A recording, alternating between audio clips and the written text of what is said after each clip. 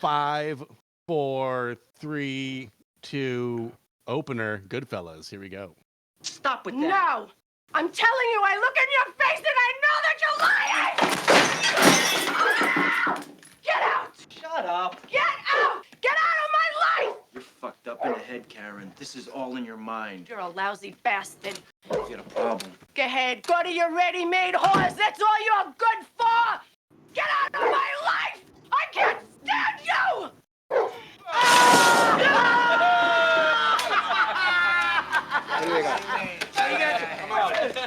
Goodbye, Jimmy. Spider, what's your rush? It's no fucking good easy. Fucking drop a little cash. There you go. Thank you, Spider. Hey, Spider, Hello and welcome to the best movie ever made, an experimental movie podcast designed with one thing in mind, to find the best movie ever made. I'm your host, Chris Hockman. I'm joined by my co-host and fellow math scientist, Rob Scucci, and Bob Hassick, who are currently in the same location. Should I have not given that away? Is it a spoiler? I don't know. Hey guys, how are you? But after last week, I am not editing out the spoiler. So sorry, everybody. Well, why don't one of you tell them why we're doing Goodfellas? Because, 28 years later, the highly anticipated sequel that we've all been waiting for, that everyone's talking about, is playing. So we thought we'd put that 28 years later on the poll against Goodfellas, and Goodfellas won. The public has spoken. They don't care about the best movie ever sequel. No, they clearly do. That's all I got. Bob, how are you? Do you want to describe this masterpiece? I do. Scorsese? I'm a little sad that I couldn't watch 28 years later because I want to see it, but I'm gonna have to watch it on my own time because I had to watch Goodfellas again, as if I hadn't watched it enough times on free cable or whatever channel it was always on for many years. It's a good movie. It really is. I'm not gonna hang shit on it. I'm just gonna say I wasn't looking forward to doing an episode about it. But now that I've done a little research, I found some interesting stuff, and I'm ready to describe it. And it's better not on cable because lots of people get whacked, as we will find out. Yes, Here True. we go. And have we done a Scorsese for a good movie yet? We did chairman of the board. Oh yeah, good point. Yeah. He's got us okay, there. Rob. Fuck you. And we got Pacino in Jack and Jill. So, all right, here we go. Hey, Bob. What are you doing over there? It's time to explain the movie, right? You got to give us the best explanation.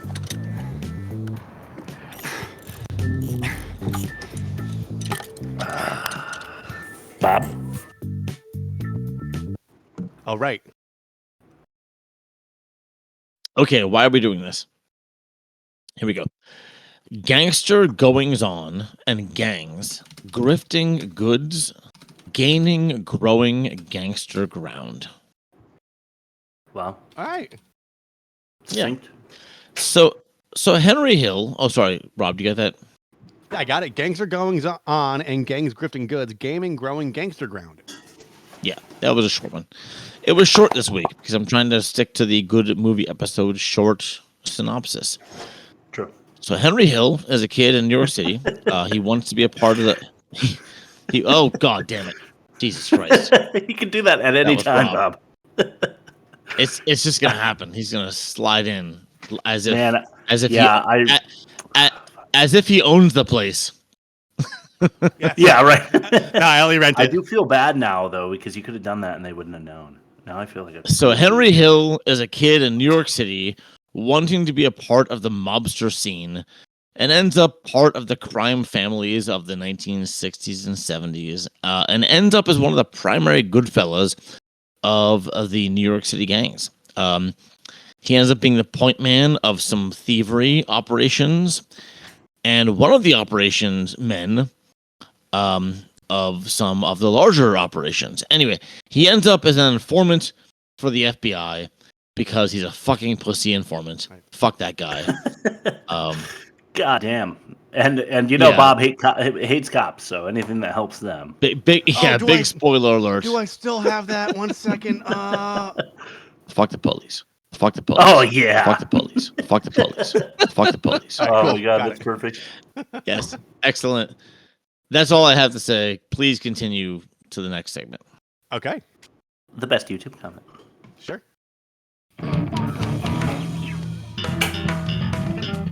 My brains will be squirting out of your ears. YouTube. It insists upon itself. Oh, someone write that? That's a good one. You did it. Yeah. Rob Yeah, did Rob it. wrote I read that. that one. 100%. Didn't care for it. It insists upon itself. I know that's The Godfather, but yeah, it's interchangeable. Yeah. No. Yeah. It's not. This is No, better than The Godfather. This is way better. Yeah, I know. Yeah. It is. Yeah. All right. All right. Test number 1. Ain't that a pitch? Oh, so we got to go to the good movie bumpers. Test number 2. Ain't that a bitch? So I think we restarted the rotation, but Schmave was here. So I think I go first. It was Rob, Chris, Bob. Is that the... Yeah, Yeah. that is. All right, yes. good. All right. Henry Hill's lifestyle opened many doors, namely ones that led to cocaine and whores. But the drug trade is crazy, and he ran out of gravy, so he flees the scene after tattling in court. Yeah. Yeah. Nice. That's good. Hey, as far as movie summaries go in a limerick, that was spot on, Rob. Nice job. It's as good as it gets. I was the main character, low key.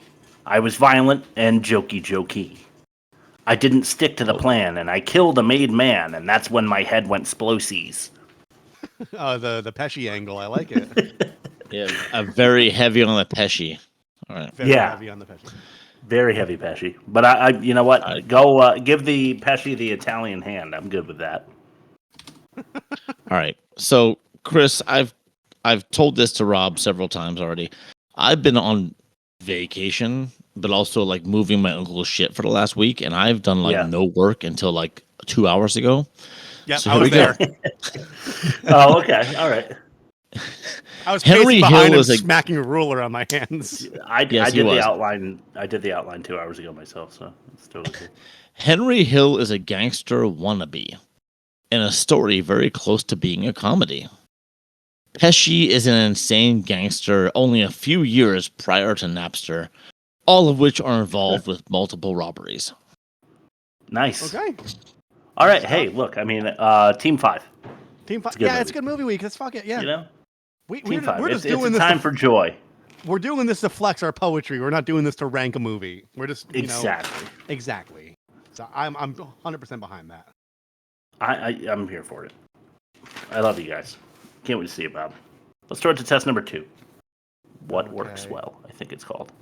Yes, but it's called. I still haven't updated it, so it's gonna say test number 3. Test number 3. 2. What works well?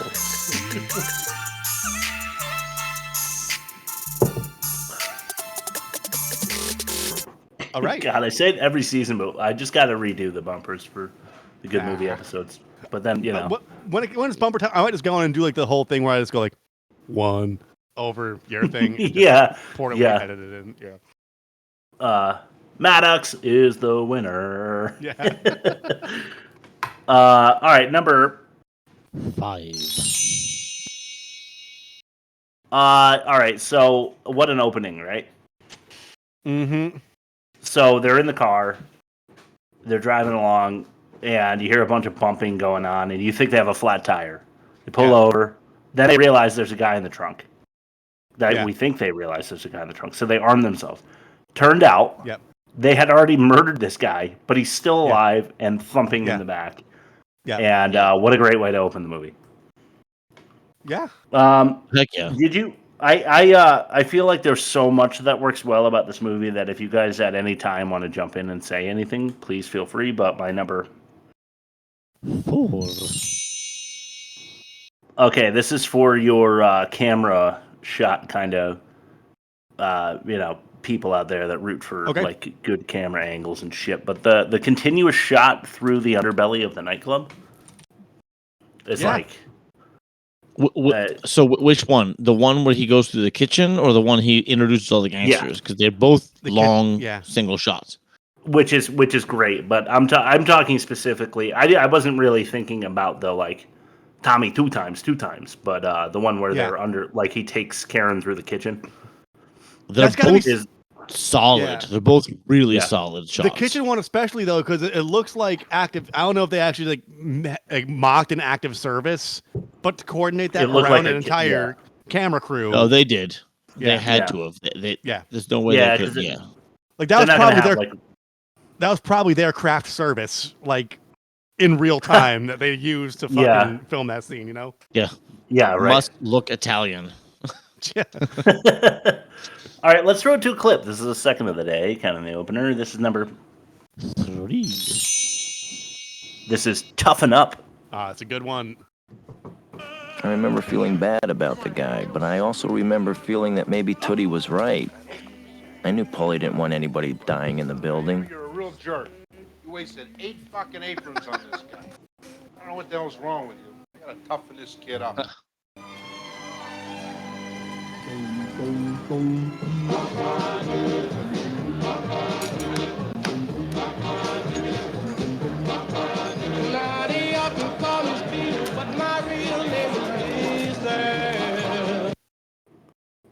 Yeah. Okay. So, what a great way to, and I feel like I'm already repeating myself because this movie is so good. But this guy is running down the street and he's shot, obviously, and he lands at the doorstep of the mob. Yeah. And the guy, Tutty, is most worried about the image of having like the neighbors already know that they're mob affiliated. Yeah. And this guy's like bleeding on the doorstep. And then he throws in the line like just to show how unconnected to reality these guys are at this point. And he's like, "You wasted fucking 8 aprons on this dude." You know, like it's like dying on their doorstep. It's just awesome. And then they mention, which ties in later, I'll mention again, that Henry is not qualified to see these things yet. He's not like a hard as nails gangster, you know. So let's throw it to number 2. Bob, I tried to do my best Bob saying the number 2 there. I have it. I already have it. Don't. You need the what are those wind chimes? What is the thing? Like, did you actually have? No, that was a sound effect. I forget what it's called. It wasn't wind chimes, but it was something like that. Yeah. I was just picturing you against like a microphone with the like and like a drumstick going two. like the fucking Tootsie Roll owl. Yeah. Oh my god, that'd be amazing. Henry's inability to eat at dinner and speak in front of Tommy's mother. Yeah. Henry's nausea at the body burial site. And the aforementioned clip of him needing to be tougher. These are all things that lead you to believe that he's going to turn on them. He's not fully. Yeah. He wants the lifestyle without doing all of the nitty gritty. He'll do some of it. Yeah, he'll do the stealing and stuff, but he won't get his hands dirty in that sense. Right. Well, like Bob said, he's a giant pussy. Bob said it himself. Yeah. Yeah. All right, number. That I said, yeah. One. You said giant vagina, I think. Yeah. This movie is so well informed because it is literally informed. Yeah. Had source material. Yeah. Yeah. Henry Hill, according to ChatGPT, which is my source for everything now, it is the new Google as far as I'm concerned. It's like the next evolution. It is 90% accurate according to Henry Hill's testimony. So take that as you will. He probably, inflated or deflated certain details. No, that's what I read as well. I think Scorsese is the one who inflated or deflated things. I don't think Henry Hill did. Yeah, maybe not. Scorsese was using a book writer, the guy that wrote. What was the name of the book? Do you guys remember? I think the book that inspired this movie was it was called something typical, like The Mafia. or something. Oh, okay. The Mafia I don't- Chronicles. I don't want to search it just in case it gets in the way of fact or no fact, but Yeah, I'm worried about check that this too. later. Yeah. Anyway, it is like very accurate to Henry Hill's details, and it's just you can tell how real it is, Yeah. and that's why it's so fucking good. So, Rob, take it away with your ad read. Oh shit! Yeah, that's my turn. Okay.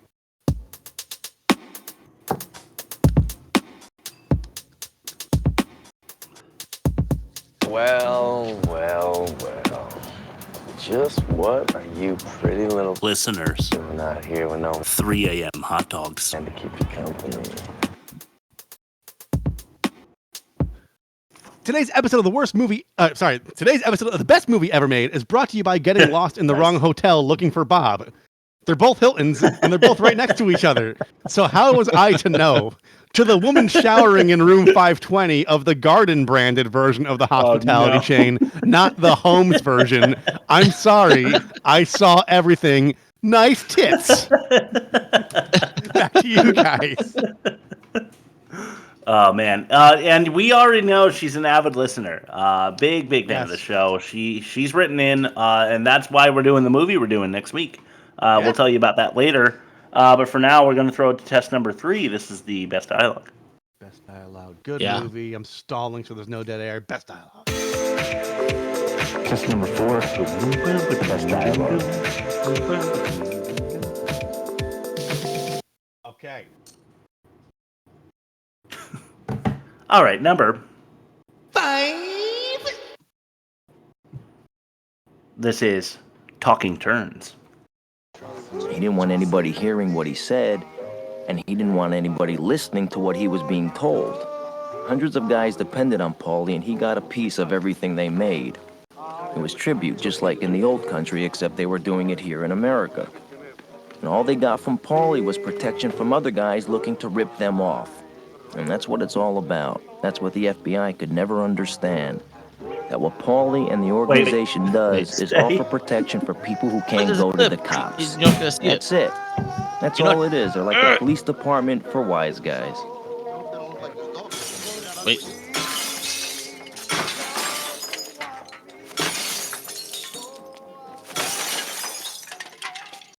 People looked at me differently, and they knew I was with somebody. I didn't have to wait in line at the bakery on Sunday mornings anymore for fresh bread.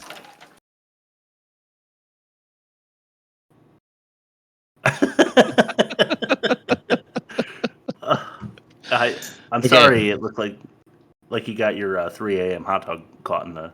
I couldn't hear when the clip director's ended. I'm clapper. sorry. Yeah. No. It's all good. It's all good. I very much enjoyed that because I got pictures. Oh my god, that's great. Sweet. I'm sending it to you guys right now. Cool. We're gonna have to have a bonus episode in Milford. I mean, we're gonna have to. Just like a 15-minute one or something. Yeah, we can do that. really should. I'm totally hip. Did I time it at least right? I was waiting. I couldn't hear shit. The cool clappy thing. Close. All right, close. All right, awesome. I'm very happy with myself. All right, here's number. It wouldn't be an episode without Rob doing extra post production work. Yeah. It's true. I'm not going to though. I'm taking a week off from post. Good. This is Totaled. Goodbye, Jimmy. Spider, what's your rush? It's no fucking good easy. You can drop a little There you go. Thank you, Spider. Hey, Spider, that fucking bandage on your foot is bigger than your fucking head, you know that? What, Jimmy? Thank you, Jimmy. Next thing you know, he's gonna be coming in one of these fucking walkers. Like just on Gunston. Even though you got that, you could dance, huh? Give us a couple of fucking steps here, Spider. You fucking bullshitter, you. Tell the truth, you're looking for sympathy. Is that it, sweetie? Why don't you go fuck yourself, Tommy? That's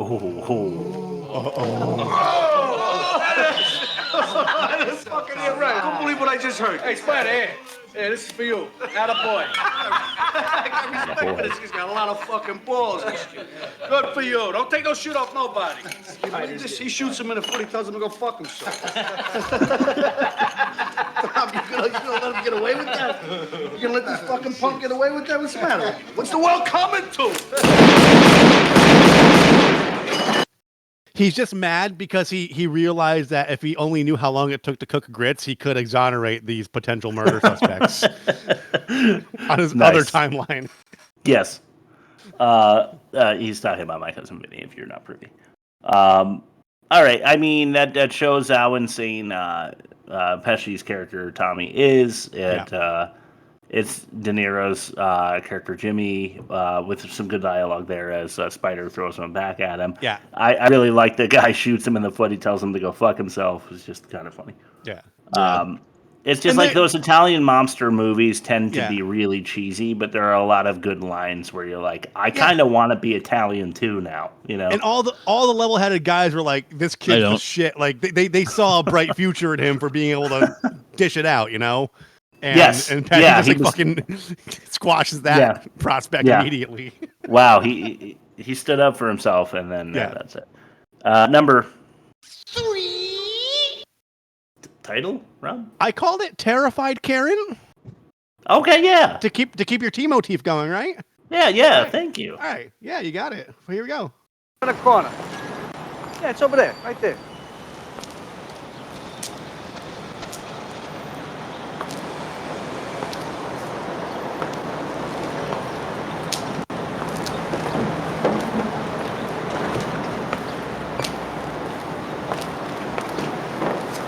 Put the box over there. Lock the window.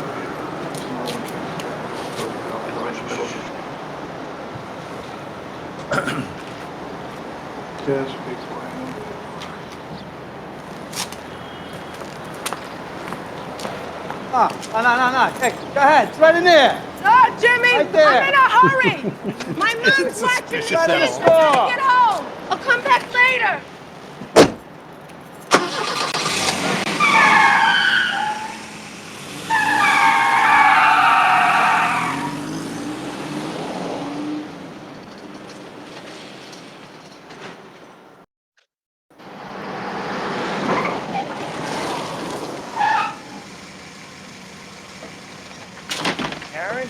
Karen? All right. So why that scene? Okay, the dialogue. Not Because it's exactly like something from like Family Guy. It's 100%. Oh, just go over there. Just go a little further. Just go a little further. Yeah. Clearly, there's hired goons. It's fucking amazing. Yeah. There's very obviously hired goons over there. The idea is that a lot of what this movie is actually informed by reality, but this is one of those scenes where it's not. Like this probably didn't happen, right? But it's so realistic anyway. Yeah. And that shows that they fill like the glue that they fill the gaps with, they're caulking, if you will. The artistic license. Yes, very, very strong. Great writing, great directing. Let's move it to number. But real quick, could you imagine though if like he actually did have a bunch of coats for her and they were just clearing the way for her to have like a Right, she could have sold them and they would have been fine. Yeah. All right, so here we go. Lots of minks. Daddy.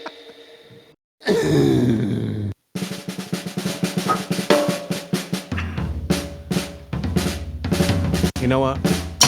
Fuck it. And this is? I didn't really give you a title for this one either, but Table Talk? I thought it was Tudor. Oh, is it? Oh, wait. Is that number 2? Is it 2 or 1? We're on number 1 now. Yeah. So we had Toughen Up. That was so 1, 2, 3, 4.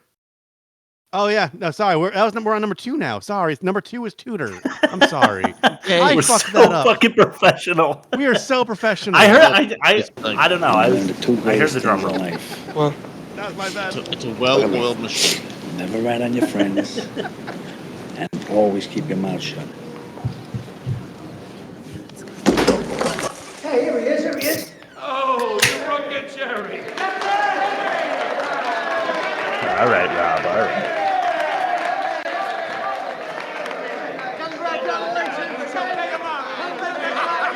This is the scene that pisses me off because, like, out of Yeah, one you're side of right. his mouth, he's like, "You're not supposed to talk. Yep. You're not supposed to implicate anybody. You don't be a rat." And then he walked out of the courthouse, and all the people who were involved in the crime that he got pinched for are like, "Yeah, Henry." They're like in the courthouse. Yeah. Like they're exiting the chambers, and there's a million mafia guys all cheering for him. It's like nothing they can do to hide that, Yeah. I understand it was for the storytelling of the show. Strong point. Yeah. I understand they folded that into the storytelling of the show, how proud they were for not ratting. But like also it's like you all just implicated yourselves in like the house of the law. Yes, but the reason I clipped it isn't because of the the big fat. It's good storytelling. That are all like cheering for him. It's because De Niro is so Jimmy is Henry's tutor, right? Yeah. And he's giving him the guidelines. You did the right thing. You were a man. You don't rat on your friends, and you just keep your fucking mouth shut. Right? Those are the rules. And he lives by it. Guess what happens? Yeah, he lives by those rules. Yes, he does, and Henry doesn't. It's setting you up for the flip, and it's subtly done, and it's fantastic. And then all the pepperoni eating mafiosos out there, like gabagool, Yeah. That's you're right, Rob. But anyway, let's throw up the number. I'm gonna call it. just we got to use it. It's really number 1. Yeah. I already did the snare roll. I already fucked up. So all right. So this is table talk. We'll call it. You didn't have a name. I called it Intimidating Pesci. Oh, nice. Okay, yeah. Intimidating. And this is a long one, guys. No apologies. Yes. That's not. What's really funny is the fucking bank job away in Sea Caucus. I'm in the middle of the fucking weeds, laying down. He comes over. He said, "What are you doing?" I said, "I'm resting." "Here, you're resting?" "Got a fucking beach in a park." I said, "I'm resting." "I know I'm resting. I'm resting." They pull me in. They start giving me all kinds of questions, this and that. He says, "Oh, so what are you gonna tell us, tough guy?" I said, "My usual. 0, nothing. I tell you, the fuck." He says, "No, you're gonna tell me something today, tough guy." I said, "All right, I'll tell you something. Go fuck your mother." Bing, pow, boom, bing. You saw the paper, my head was up like this.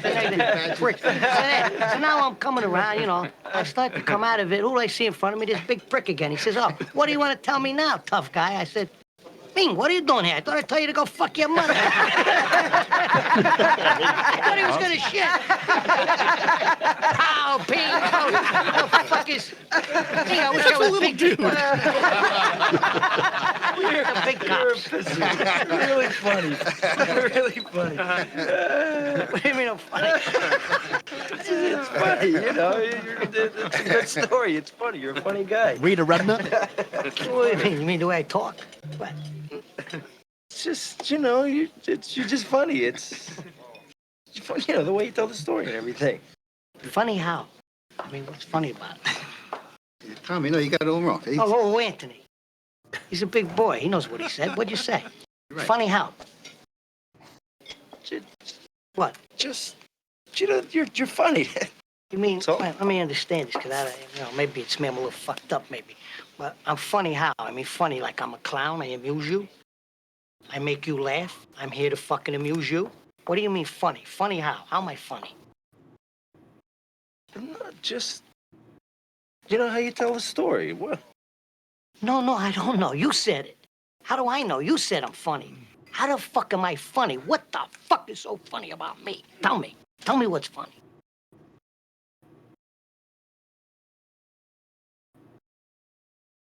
Get the fuck out of here, Tommy. You motherfucker. I almost had him.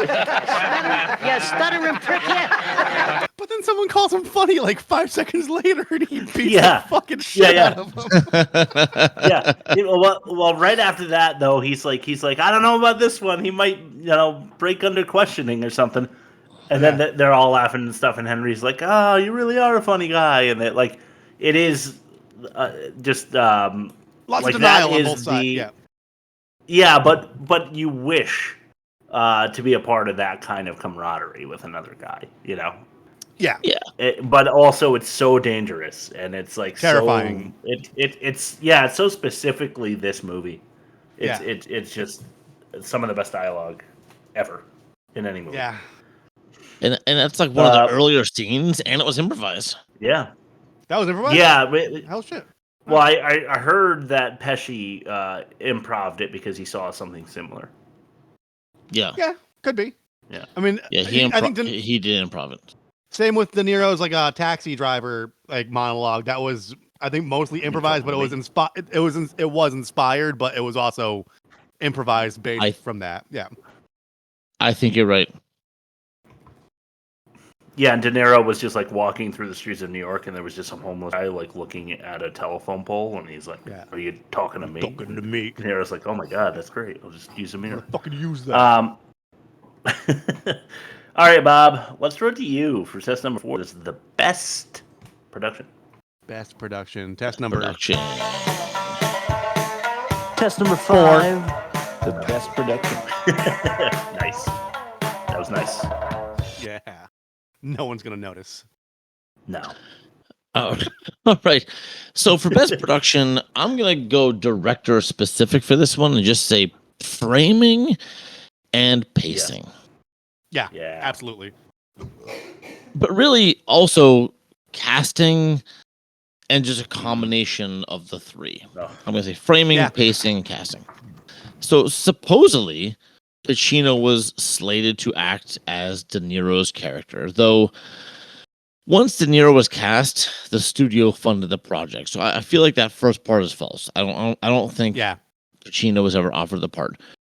But anyway, Scorsese actually hesitated to make this movie because he was afraid he'd be pigeonholed as making, gangster movies only. Right. But he loved the book so much, and then of course he saw his actors either perform in previous movies or perform in new plays, like for the younger cast, and cast them. When he framed some of the scenes, it was like these long tracking shots. So the three that stood out to me were the tracking shot introducing all the gangsters. Yeah. Then there was a tracking shot of him taking his date, through the kitchen and all that shit. Yeah. There was a third tracking shot. It was when Ray Liotta went to beat up the guy that was touching his wife. Yes, yeah, because that's true. They show him They cross the street. close the door. Grab the gun, close the door, walk across the street, hit the guy. They kept showing him hit the guy, back off the guy, and then eventually it cuts back to his wife, who is like watching from a distance. Yeah. And I thought that was just like, that makes it so much more real feeling. Yeah. Like having those it really does. long takes. And he's always done that. And I like that. So I'm going to say that was it. Every scene was filmed with the scene in mind, considering the actors and the action. Yeah. Being able to tell the action and the story with the character sketches, etc. Yeah. And just to add to that, I do not like long run. 90 minutes is my preferred length of film. This is 2.5 hours. It does not feel like 2.5 hours because the dialogue and the pacing just carry it. Like you get sucked into the moments. You get sucked into these little slices of life. The entire time. Yeah. It never felt like it was dragging. Yeah. And there were no what's going to happen to everyone. No real exposition dumps because the narration takes care of that for you. So that allows it just to be just rising action throughout the whole thing, and it just works. It's good narration. Yeah, for sure. Let's run to test number 5, the best acting. Best acting. Here we go. Test number 6. 5. The best acting. Rob, you're getting so good at that. Maybe we don't have to change these bumpers. Yeah, we're never changing them. We can restructure the entire show, and I'm not changing them. 1. When you feel like you have like a hair hanging off you somewhere? Yeah. Like all the time. Like the hourglass thing in front of your face. You're like, wow. This is number tribute. I already did number 1. Hey, one more, I call the cops. You're talking crazy. Stop it now, will you? Listen, you got money for that fucking commercial, you know? Fucking commercial. You don't got my money? You don't got my fucking money? Huh? Jimmy, he's gonna pay. Fucking kid, he's gonna pay the money. You fucking cocksucker. You hear me? Pay me my money. Sorry, baby. He'll pay. Maurice? Yeah, who's this? He's here. Jimmy, I'm sorry. Yeah, you should be sorry. Don't fucking do it again and give me the money. You understand? Give me the fucking money. You hear me? You hear me? I gotta come here and bust my balls. Give me the fucking money. I'll give you. Hello? You got it, kid. You got it. Believe me. Terrence, slow down. Get the fucking money. Jimmy, I'll pay you. Where? I'm sorry. Stay there. Don't move. I'm sorry. All right. I really Whatever. Karen, Jimmy. Yeah, money today. No, I'll pay. Today. I'll pay. Today. I Give me promise. all 3 today. o'clock. I promise.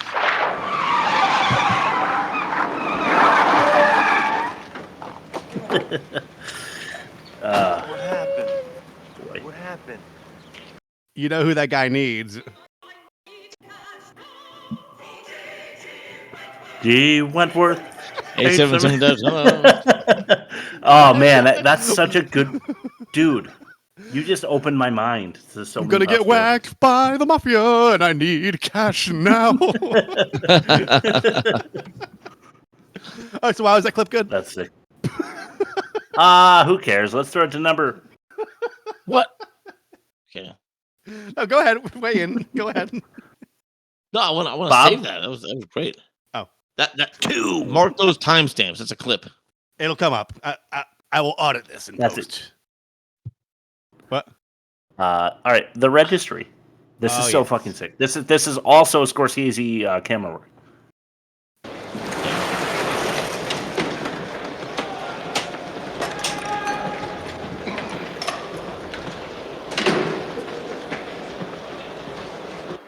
What are you talking about? I saw her name in the register. Jesus Christ. You want Yeah. I mean, okay. Is that the best acting? Maybe not. I think that the It's actress good. playing Karen was had like fits and starts. Yeah. She was up and down. She had some really good scenes. She had a couple really bad. But when she has to do like in Leon the Professional, you know the peephole acting. I was saying it's the best peephole acting I've ever seen, Yeah. and I've seen a lot. I mean, I've seen a lot of peephole acting. This was some of the best looking at a registry with a ton of focus acting I've ever seen. How about you guys? Yeah. Because True. I've seen a lot of that too.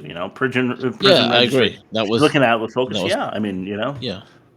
It wasn't right there. So the way the camera tracks and zooms in and highlights and flips the registry and has the prison bar shadows on it to Yeah. show you where you are. Just thought it was really well done. It was. All right, let's throw it to De Niro so that we can learn why De Niro is De Niro. The man. This is number 3. Yeah. This is They Whacked Him. Well, Everything straightened out? No, we had a problem. I mean, we tried to do everything we could. What do you mean? Well, you know what I mean. He's gone. And we couldn't do nothing about it. That's it. What do you mean? What do you mean? He's gone. He's gone. And that's it. Hell yeah. I knew it. I can believe it. I can't fucking.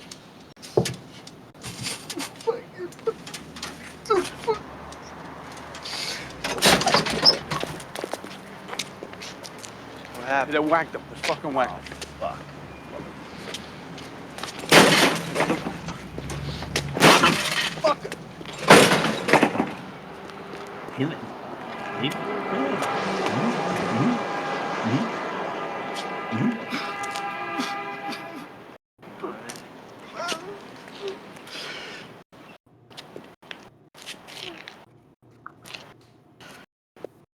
That's a fantastic meltdown.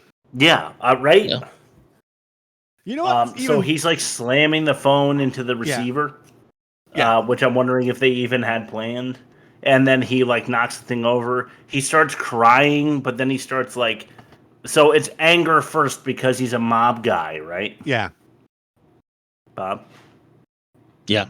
Because he's a mob dude. And he's like slamming the phone against the receiver. And then he's like dealing with the emotion of his best friend just dying. Yeah. And So then he the starts wheels crying, start turning. But then he realizes he's a mob guy, and he's like, "What the fuck?" And then he like leaves the telephone booth before he starts crying again because that's not an emotion that's acceptable, And he goes and tells Henry, and Henry's like, "Well, good." He's like, "Oh fuck," but like in his head, he's like, "Well, Tommy was kind of a piece of shit who was killing people left and right, so kind of good because he's not like full mob like Jimmy is." You know what I mean? It's just like, but De Niro is a special talent. Yeah. It really is. Like, The scene right before when Tommy gets whacked, I love when he walked into the room and he realized what's happening. He's like, "Oh dear!" Before they blow his fucking brains out. Yeah, he's he like, says "Oh something, no." He's like, "Oh no!" Yeah. Like he knows in the split second it's going to go black for him. He's Yeah. like, "Oh, Willikers, Yeah. go!" And they film it in semi slow mo, so you can kind of see the realization and the act at the same time. You know. Yeah. Yeah, it's true, and it's great. But I feel bad for his old mom, that like made him like pork chops or whatever when they showed up. Well, yeah. What am I saying? They're Italian, like bolognese. Just All regular right, let's lunch, throw it back yeah. to Bob. This is going to be fact or no fact. Okay, we Yep. don't have a stalling. There we go. Let me tell you something. When Bob hits you with these facts, Brains will be squirting out of your ears. this is fact or no fact. All right. All right, fact no fact doesn't change at all for Good Movie Week. We are looking for the one lie out of 5 pieces of information. And here we go with the first one related to Goodfellas. First one. The film's cast includes 2 Oscar winners and 2 Oscar nominees. Mm-hmm. Okay, second one.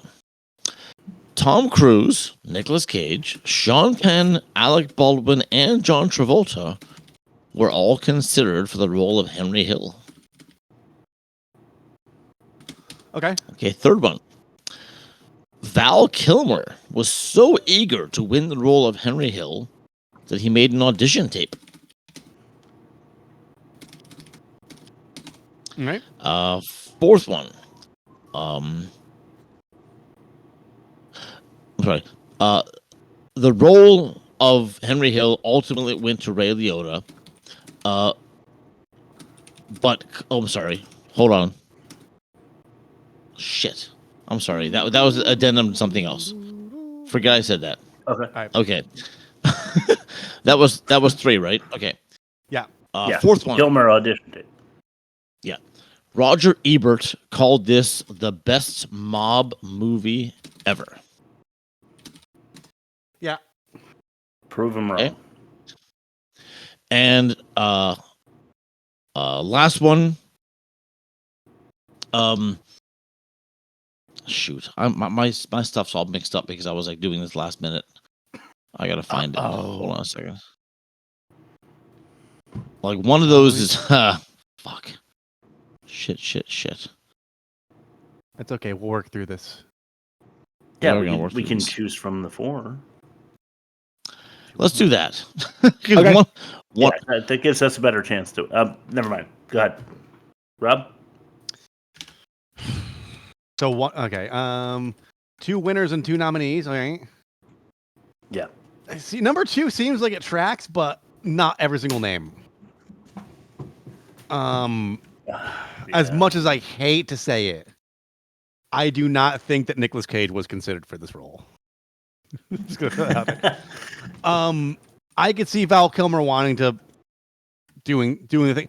A man of his talent and like self-assuredness in his career at that point, I could still see him wanting like this so bad that he'll like go through the audition circuit. Like I want to believe that to be true. You know what I mean? It's just like he's so humbled by a role that he wants that he's willing to like not just have him land on his lap, but actually audition for it. Yes. And I don't know, Roger Ebert, he's very reliable, but not always.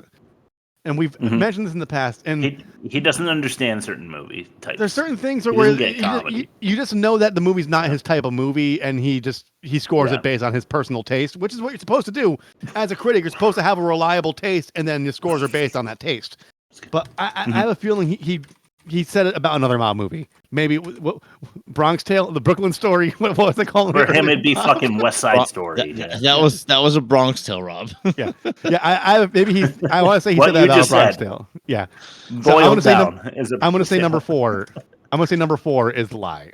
Okay. I'm going to say number 3 because this has too many like trap doors that Bob would get with his Bob Foolery, like Kevin McAllister house that he builds with these fact or no facts. It could be that Kilmer wasn't the one who was so enamored by the script that he made an audition tape. It could have been one of the ones he listed beforehand. or it could be that Kilmer made the audition tape for a different movie. And it could be a bunch of other things, and I don't know, but I think that I guess I'm in sniffing distance of bullshit. You will be. Anyway, so here's how I fucked up. My gap in my fact or no fact is where the lie went. I forgot to send the email with my lie. I know I had it written. Something happened, so I'm gonna say you both win because I didn't have a lie in there. Those were all fact. De Niro and Pesci were Oscar winners, and Lorraine Bracco and Sam Jackson were Oscar nominees. All right. Yes, all those actors were considered, but to get funding, they got De Niro. So Val Kilmer did submit an audition tape and a short film to Scorsese, and clips of that can be seen in the Val Kilmer 2021 autobiographical documentary. It's out there. It's worth watching. I think it's called Val. Yes, Roger Ebert did call this the best mob movie ever, which is probably he's pretty accurate. I prefer this to The Godfather any day of the week. I agree. And that's just me not being a boomer. Yeah, no, and the thing is, it's for the pace because The Godfather, like, it builds the whole lore and like the hierarchy and all that, and this way they kind of blast through that, and then they show how these particular people are defying it, and I think it's a more interesting story. Yeah. All right, fair enough. Let's throw it to the catch-all.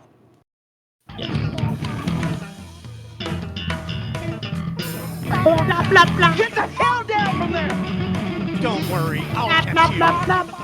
Because this is the catch-all. I'm gonna miss this bumper. Training growing tigers naked in a meat suit. It drove me insane the first time I heard it, but you know what? That's on you.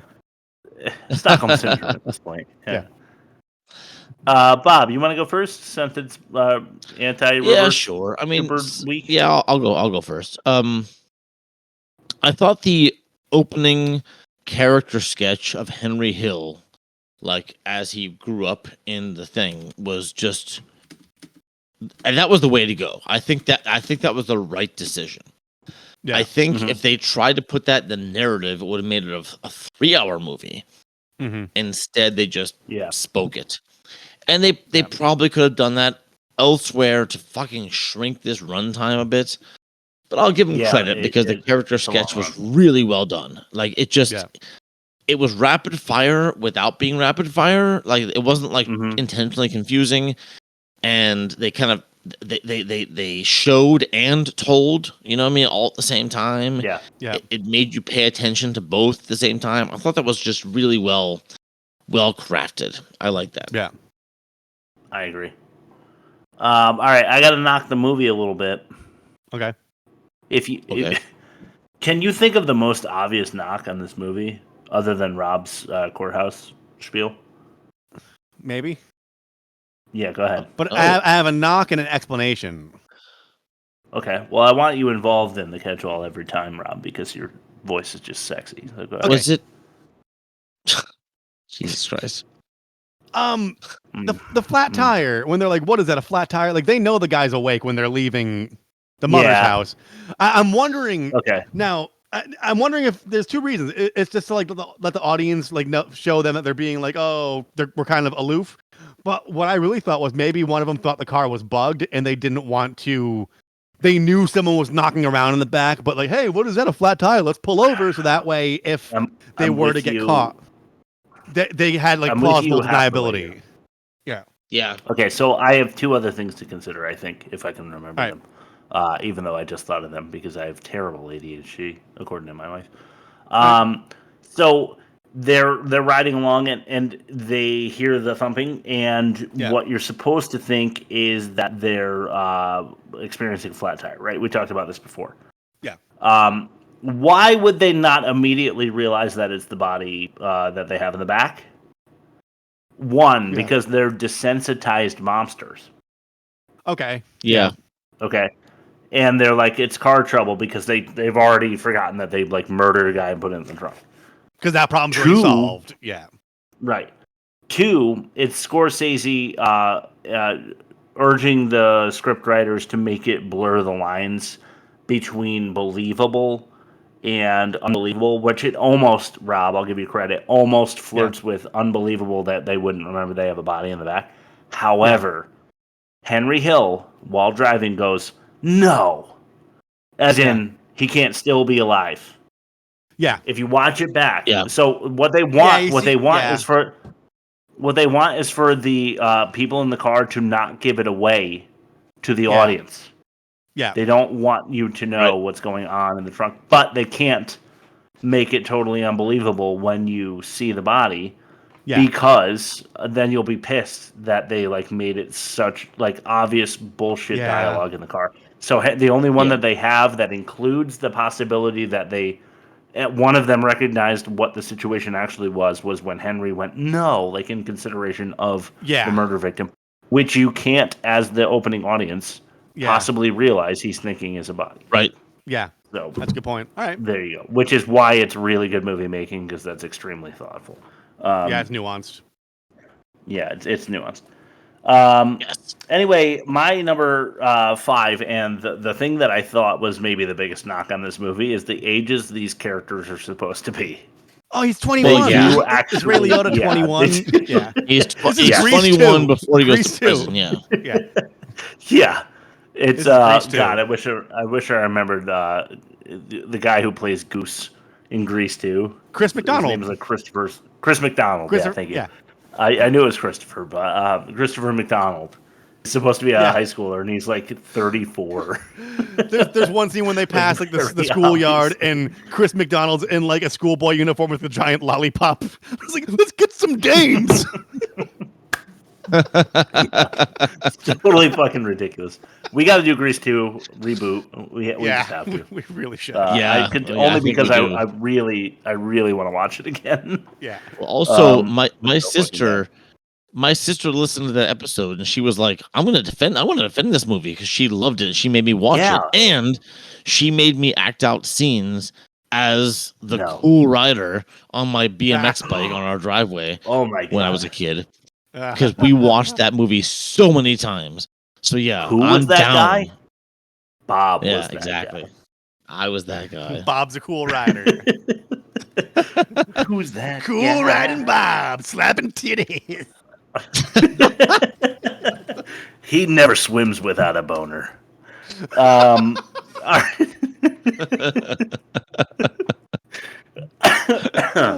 right. Okay. Oh god. Not to lose the point.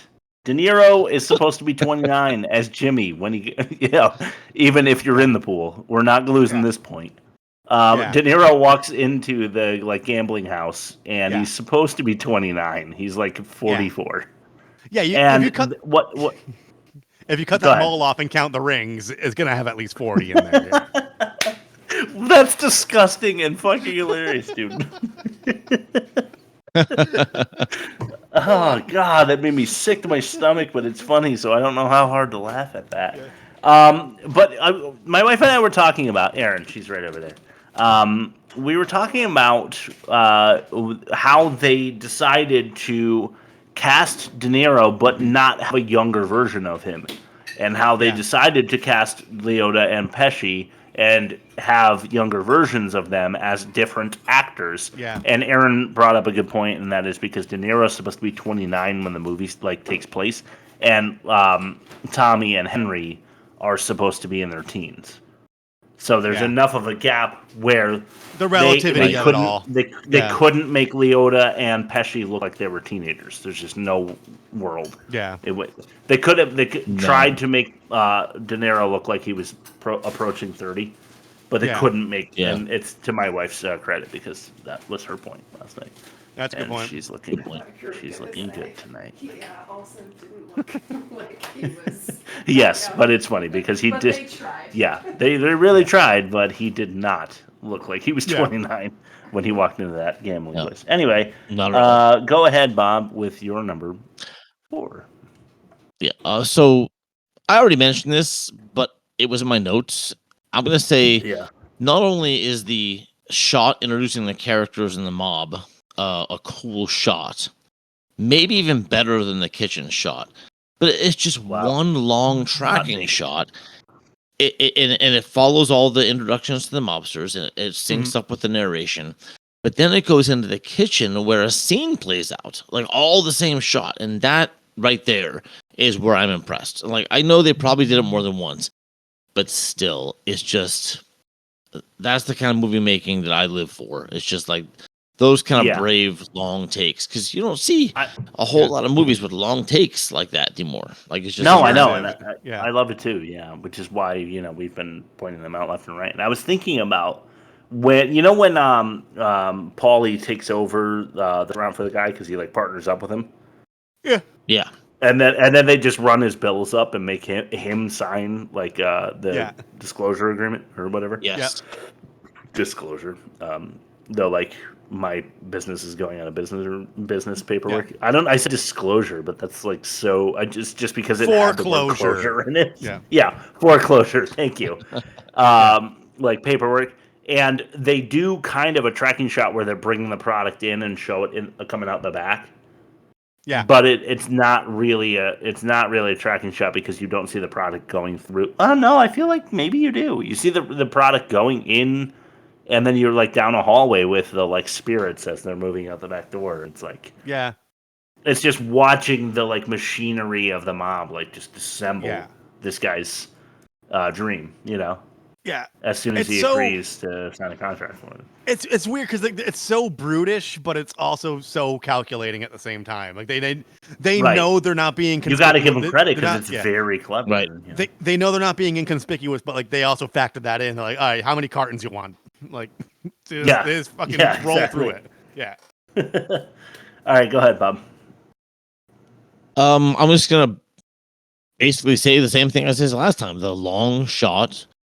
long continual shot from him leaving the car with the gun, walking across the street to the creep, and hitting him in the nose with the butt of the gun so many times. Oh, oh my god! And they did a great job making it sound like he's hitting someone in the skull. The scene didn't seem to end. Like he kept hitting him. So like the what do you call it? Stage combat. Like it just looked like they was fucking happening.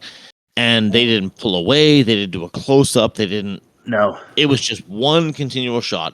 And then when he was done, they shot him going back to the car. And then they cut to his wife. But still, before they cut to his wife, that was an impressive sequence. Really impressive. It really is. Think of all the departments that were involved in that. Makeup and just the stunt actor himself. Like, just incredible. Yeah. Yeah. Great point. And it's not like it's stop motion, like they can like pause it midway and then like make the blood come out of the guy's eye or whatever. Like they had to do all of that stuff in the shot, and it probably cost a lot of fucking money to try each time. So it had to be directed really well because it had to work basically the first time. Yeah, and it did. So kudos to you. My number 4. Tommy tells his mother that they hit a deer. And that's what they use to explain all the blood in their clothes, and why he needs the knife to help like take the hoof off that's stuck in his grill or whatever. Yeah. He's like, "What do you call it? A paw, a hoof, a paw?" The Utes, like just great, Utes, the Utes. Another good timeline cross there, Rob. Henry later explains to his wife the awful smell in the back of his trunk because they hit a skunk. Which I thought he just picked up from Joe Pesci's Tommy character when explaining to his mother. Like, that's what came to mind. She's like, "Why does your car smell so bad?" He's like, "I hit a skunk." And it was not too long after, like, you were able to recall that Tommy had just said that. So I thought it was really good script writing and subtle enough that if you're smart, you pick up on that. Not saying I'm a genius or anything, but Bob, go ahead. Number 3, but I am.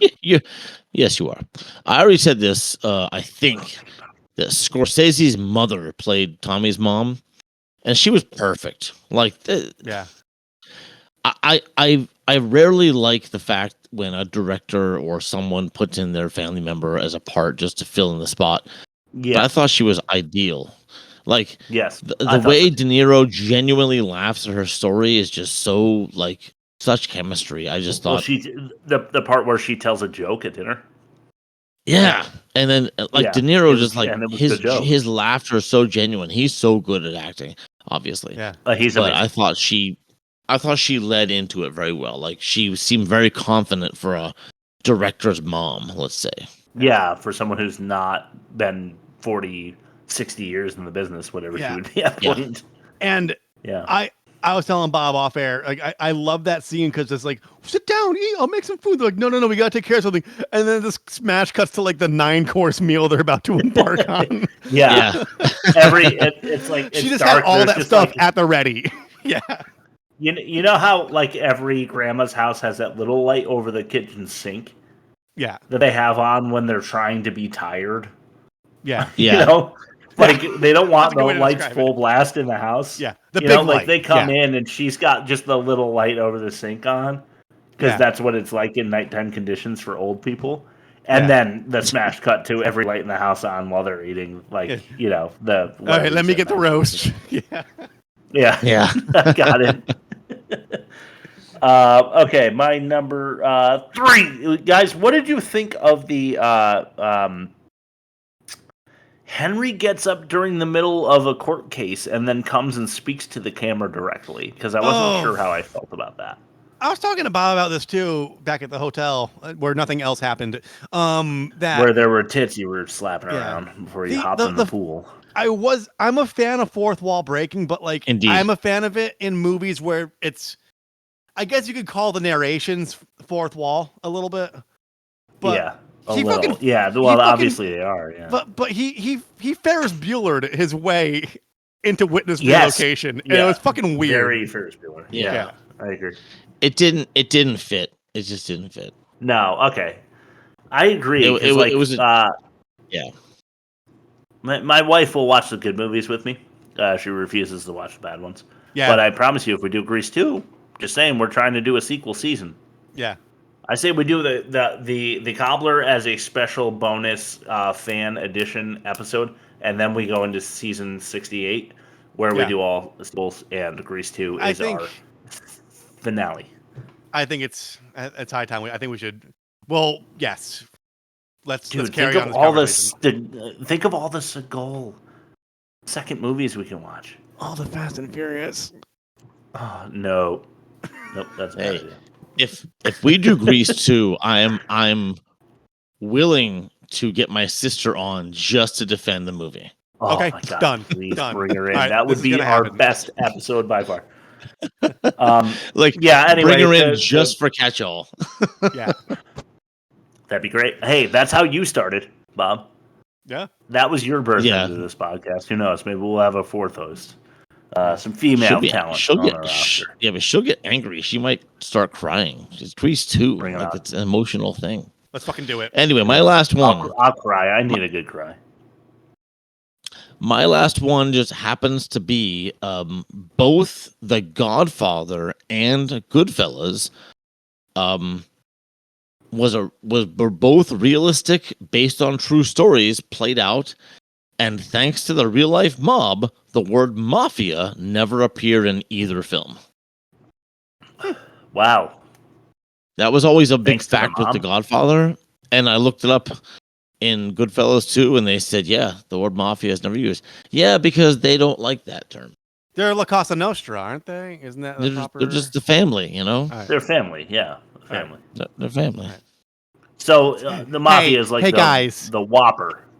Hey guys, in the 70s, did they have unlimited breadsticks? God. No, they didn't. Stop crossing timelines. That was from our time cut episode at www.theworstmovieevermade.com. Moving on. Rob, just ever since you remember when Rob went on a Marvel deep dive, ever since he was introduced to multiple timelines, he's been like Worst. 3 a.m. hot dogging with other products. He's been like bringing in through lines that don't make sense for this movie with other movies and every movie we've had since then. And I'm sick of it, Rob. I'm gonna get real Like, for a the back- second. Your room looks really cool behind you, though. I did that for the burial scene that's in Goodfellas. Because Yeah. the yeah, brake yeah, light, good. but it's Right, actually brake light, pissing me off, and I'm gonna go back to soothing blue when it comes to immersion braking. So I'm gonna do that right now. Okay. All right, let's see it. Ooh. Oh, wow. So much better. Back to regular, tame, bisexual lighting.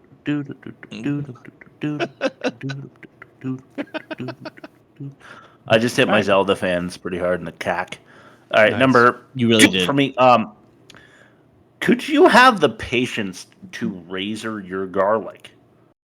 And does that qualify as a system? It's not a system. It's so but famous though. Like that part is so famous as a know. line I and mean, a shot. Like if all you have is 4 walls and each other and like all this contraband, like really nice food, I guess you would devote a few hours a day to that. I could see that being a realistic. Honestly, I agree. I think and it he's would a fat take. fuck. I so- really. Yeah, he's most concentrated on the way his food tastes above anything the family has to offer. It's He's funny so because lazy. all these guys eat so well, you know. He's so lazy. He has people handling like his phone calls. Yeah. Yes. Well, so he has I all this fucking extra love garlic. that. He has all this extra garlic bandwidth. To Dude, work with. I'm so glad you brought that up. Because we did do Talking Turns, was the clip where he has people in close proximity walking to one another. But I really wanted to clip Henry and Tuddy running to him in the rain with umbrellas because I just thought it was so funny into like the neuroses of Paulie. Yeah. But it's a good point that you don't really like. Honestly, in your place of business, you don't want people around you listening to conversations you're having with people. Yeah. I know I'm starting to sound neurotic, but you don't want them to know how things went down with anybody because then they can be first-person eyewitnesses to the conversation that happened. And So unlike It's a Hereditary, real thing, yeah. this is very good use of Chekhov's gun because they mention you do not want to have these conversations on a telephone. Yes. Right. Yeah. Good point. Or across only a couple Really good lines use. where they could be easily connected. But if it's coming from a payphone here and someone's phone there and someone's house phone, then you can't. They didn't have the technology back then to like fucking cross-check all those reference points. And that's exactly how Henry got nabbed. All right. You're right because his dumb like I need my lucky hat girl. Like Johnny or whatever her name was. Yeah, she needed to use the house phone. I mean, it was a bit of a stretch. I don't know, whatever. Yeah. I'm not about talking any more shit. But he does call the garlic clipping a system. Yeah. And I just was like, that's not a system. He's like, the system works pretty well because you put the garlic in the sauce and it just melts because it's so thin. I'm like, it's not a system. Counterpoint. It's like preparation. Okay. Counterpoint. It's a big, sweaty, fat Italian dude. And they're like, what are you doing? And he goes, I got a system. So like, I got the garlic system. What do you say to that? I got the raisin. Gabagool, gabagool. Got the gabagool. So that's where. All right. Well, the only other thing that I wanted to say is that, are you that surprised when you have peak Scorsese, peak De Niro, peak Pesci, peak Liotta, and the only one that I feel like does not belong with the others is Liotta? Because I'm like, what else is peak Liotta? Cocaine Bear. Yeah, he doesn't have a thick resume, but he's he was a looker for this movie. Have you seen his resume and you can confirm that it's not really that thick? Cocaine Bear. I'm just saying he died relatively young for an actor who wasn't famous in his teens, you know? What was the fucking movie that he's in where he's like a mob boss again? Only he's like older and he just looks fucking disgusting. Anyway, if you know, why don't you know what I'm talking about? He just looks so gross, and I was surprised he even took the role. Anyway, Rob, why don't you tell them where to email us if they know what movie I'm talking about? Yeah, go to www.theworstmovieevermade.com. Click the envelope; it'll open up your preferred email platform, and then you could pop one off. He does play the gate guard in Muppets from Space, 1999. Well, yes, everybody knows that, Rob. Everybody knows that. Yeah. Yeah, he has the sickest references. Okay, chain. that's all I wanted to say. Let's throw it to what we're watching. Sure. He's lineman. Told you I'm a lineman now. Piss so fucking bad. We're not cable guys. So, We're linemen. He's a lineman, like you. Okay, I need to watch something else. This is what we're watching. Yep. Yep. okay.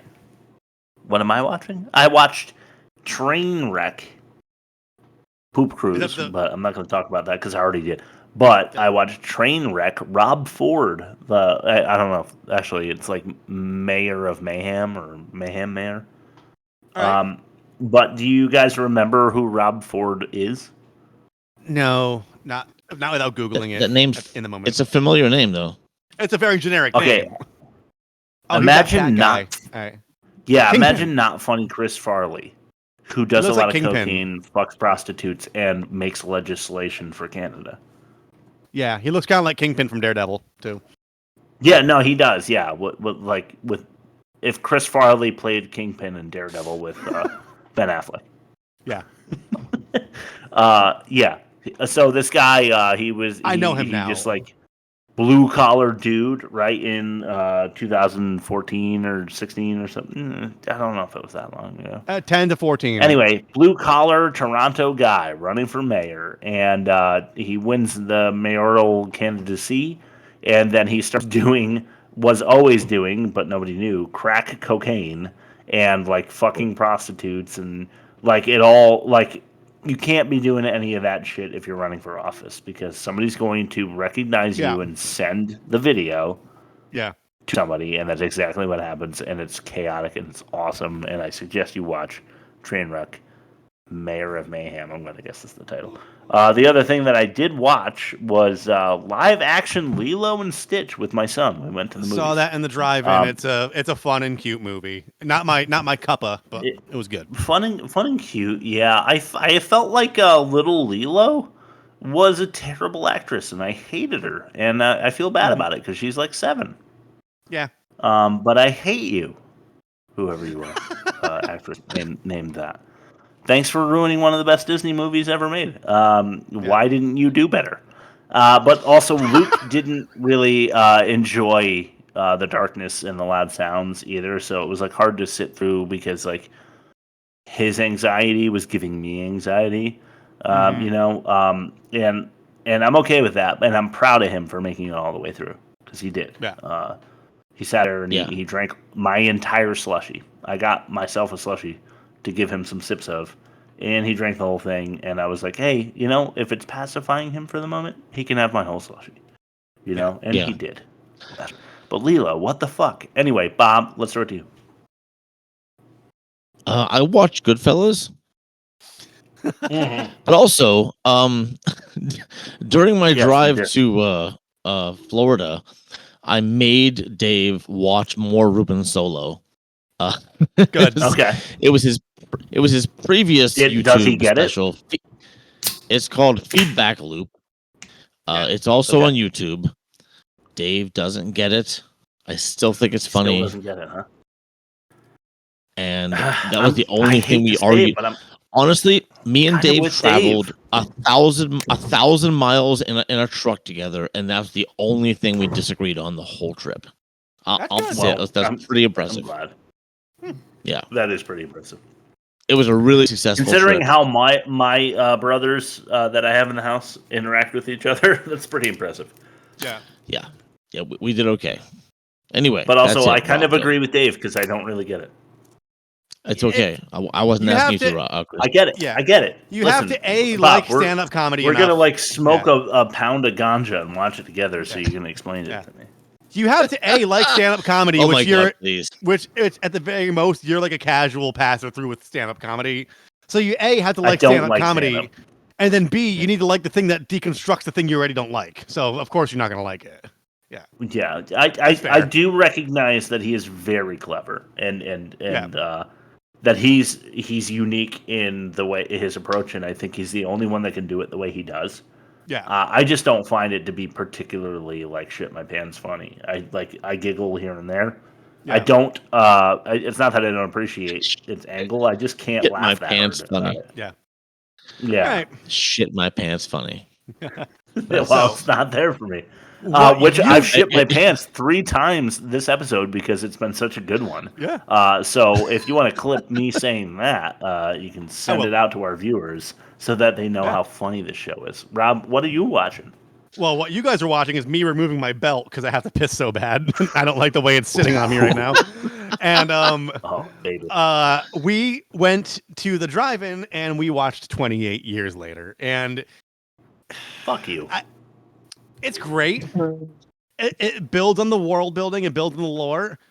There was an unexpected, unprecedented amount of flopping male giant alpha infected dong running through the wilderness, like just like all in your field. Wow, really? Yeah, because like they've learned to adapt in nature, but there was no that in the first one. By the way, it was about to happen, but then the day was saved, so there was no rape in the first one. First of all, so it's actually 28 inches later. Yes. And one thing I will say without spoiling it is the ending. If I went into it knowing it's a planned trilogy, right? If you did not going into knowing it was a planned sequel, they shot 2 of them and they're waiting for funding for the 3rd. Yeah. So it's at least a sequel, possibly a trilogy.